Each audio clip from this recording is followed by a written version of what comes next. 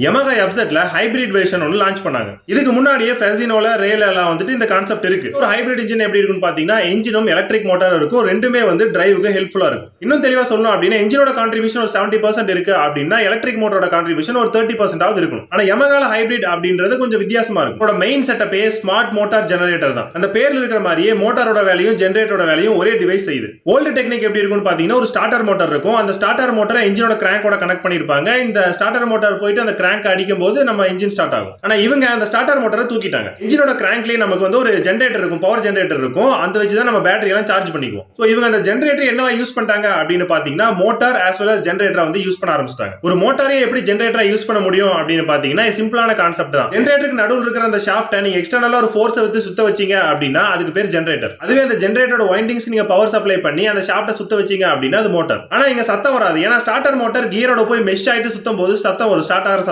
வரும். இங்க டைரக்டா கனெக்ட் ஆயிருக்கனால இன்ஜினோட சவுண்ட் மட்டும் தான் வருமே தவிர அந்த ஸ்டார்டிங் சவுண்ட் வராது. அப்புறம் இது பவர் அசிஸ்டாவும் இருக்கும் அப்படின்னு சொல்றாங்க. நீங்க சடனா ஆக்சிலரேட்டர் கொடுத்தீங்க அப்படின்னா இந்த ஜெனரேட்டருக்கு பாத்தீங்கன்னா ஜெனரேட்டர் டக்குன்னு மோட்டரா மாறி இன்ஜினோட லோட குறைக்கும்.